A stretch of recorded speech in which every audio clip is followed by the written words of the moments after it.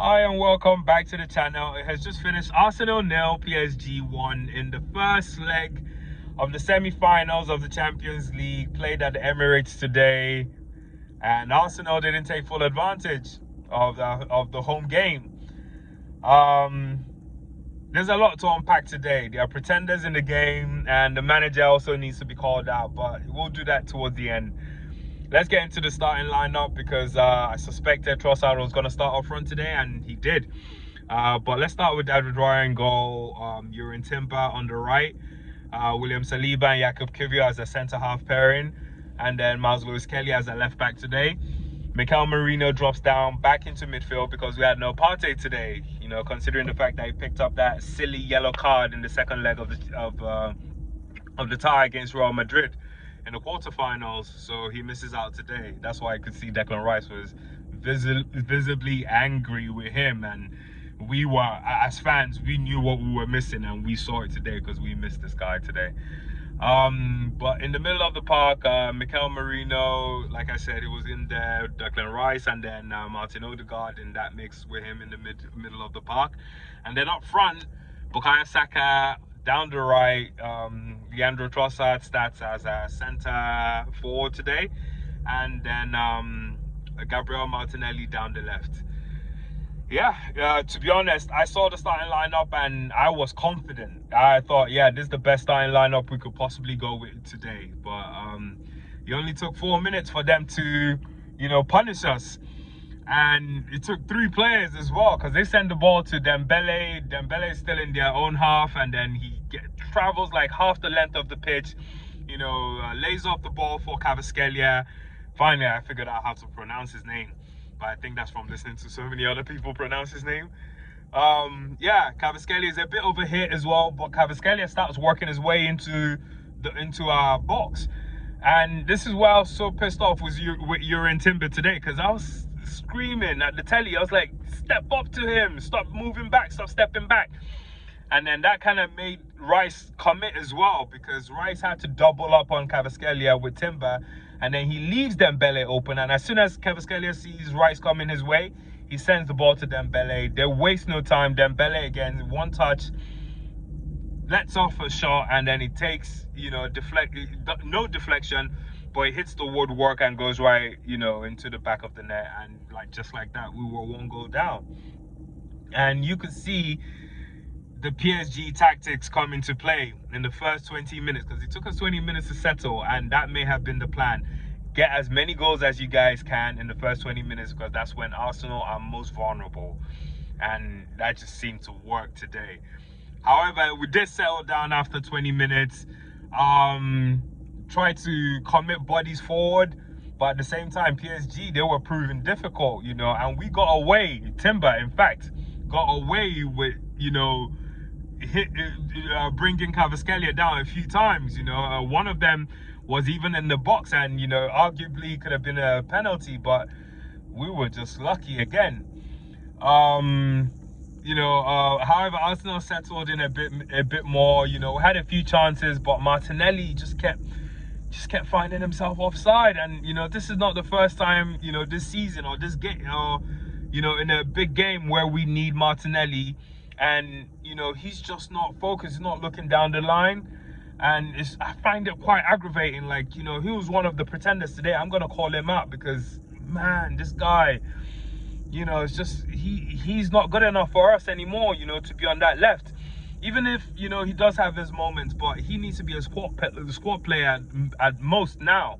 You know, we need to get a proper, you know, left wing forward, or whatever we need to get for that left side, and figure it out, because trust me, Martinelli's not it anymore. Like, you know, not at the pace, or, you know, with the sort of level we've come up to right now. Martinelli offside, then I think another chance fell for Trossard, but I don't know if it was a cross or a shot, but it was just quite tame, and, you know, picked up by Donnarumma. This is a big guy, and I don't know if it intimidated the Arsenal players today, because they just weren't at their best in front of goal today. Yeah, then you can see Saka, you know, trying to get us into the game, but it was a bit difficult for him, you know, because at the same time, as much as he was trying to get us in the game, you know, he couldn't leave much space because PSG also were threatening, you know. And then we had a chance again in the 40th minute or so. But guess what? Martinelli offside again. You know, it's just he couldn't get there. And then even if he did get there, he was going to be offside anyway, because before the ball was played, he was already in a bad position. But, you know, it just couldn't make it. You know, however, because, you know, we committed players forward, you know, there was a bit of hope. However, anytime, because I watch it on telly, anytime he switches, you know, to the fans, I'm like, what are fans doing? Anytime they showed PSG fans were rocking the stadium. Some of them weren't even looking at the players. Some of them were conducting the crowd like an orchestra, you know? And it's just frustrating that when the camera then shifts to our players, or not our players, our fans, we're just there biting their fingernails and stuff, you know, not making any noise, not intimidating these other guys. These guys are the ones bringing the noise. Anyway, like I said, as much as hope was looming, we were lucky because PSG they were still attacking us. And we were lucky not to go down 2-0, I swear. But then just before the half came to a close, we had a biggest chance, you know, when Miles Lewis-Kelly kind of broke forward, and, you know, he had a good run in there and then lays off this brilliant pass to Martinelli, and you just thought we were going to level at that point. But yeah, good shot, but then good save also from Donnarumma, and we were just still, you know, 1-0 down going into the half. Come out second half, it seemed like Arteta had spoken to the boys. We first kick of the second half, we get a free kick, and then Declan Rice takes it, and Merino scores. You know, and you know, everyone kind of clenched their fist. Even I clenched my fist. I thought, yeah, you know, let's get back into the game. We're back parity. But it goes to Vieira, and Vieira chops the goal off, you know, because some of our players were offside. So that's the anticlimax for you. Just Vieira can be so frustrating, because I actually thought it was a goal. I thought it was a good goal, but you could see that, you know, one of our players was already offside. You know, I think with the VAR system they have now, you can't really doubt it. I don't know if it's AI assisted or whatever it is assisted, but yeah. Anyway, Arsenal still, you know, having a better second half, you know, and I think around the 50th minute or so, Declan Rice, you know, like breaks through one of his runs again, you know, and then puts the ball through, lays the ball off for Trossard. You know, good chance for Trossard, you know, good strike as well, but then Donnarumma saves. That man is a good goalkeeper, man, because that save was a bit of a world-class save as well. And we're still pegged at 1-0, just so frustrating. We just kept trying to find gaps, you know, but PSG have bodies everywhere. Like, they had their tactics on point today. First 20 minutes, unsettle these guys and just come home with the win. And that's what they did today, because there's really nothing else to report other than, you know, the substitutions we made and how vexing those substitutions were. Because PSG first made substitutions, they brought Dembele off, you know, but they were able to bring on attackers, you know, and even brought on a centre forward. But then for us, maybe it was because it was Jurgen Timber, but Jurgen Timber had to go off and we had to bring Ben White on. You know, but if you think about it, the only other option in attack that we could have possibly brought on was Ethan Nwaneri, and we did bring him on for Odegaard, and Odegaard was the second pretender today. Both him and Martinelli, not good enough. Not good enough. They were poor today, and it was just frustrating, man. Them two, just, I don't even know. Martinelli, for me, was last season. For me, he fell off. Odegaard, the injury this season, since that injury, he's been so inconsistent, and I just don't get it. Like, you know, today, a captain, expecting him to step off, instead he's getting subbed off just before the game is done when we're a goal down. Do you know what I mean? Like, if that doesn't tell you everything about, you know, what our plans are for this summer, it tells me everything. I think if I can see it, then the club must be able to see, Arteta must be able to see, you know, that he needs a 10. He needs a proper 10.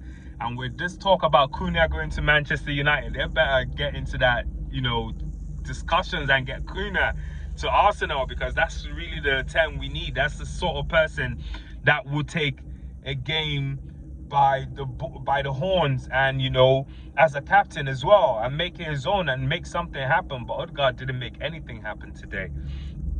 So the two pretenders, Martinelli and Odegaard. But let's go into individual players and give the ratings just quickly before we wrap up. David Ryan goal gets 4 for me, because we conceded a goal. It wasn't so bad, but he just kept overhitting certain balls. He couldn't really play out from the back today. You're Timber, worst game I've seen in him in an Arsenal shirt, so he gets a 4 as well for me. William Saliba gets a 5. Kivior gets a 5 as well. Miles Lewis-Kelly, one of the better players in the game. Possibly, if we didn't lose, he probably would be man of the match, or one of the contenders for man of the match. Then down the middle, Mikel Merino, not that great today. Probably average 5. You know, he's better up front for us than in the middle.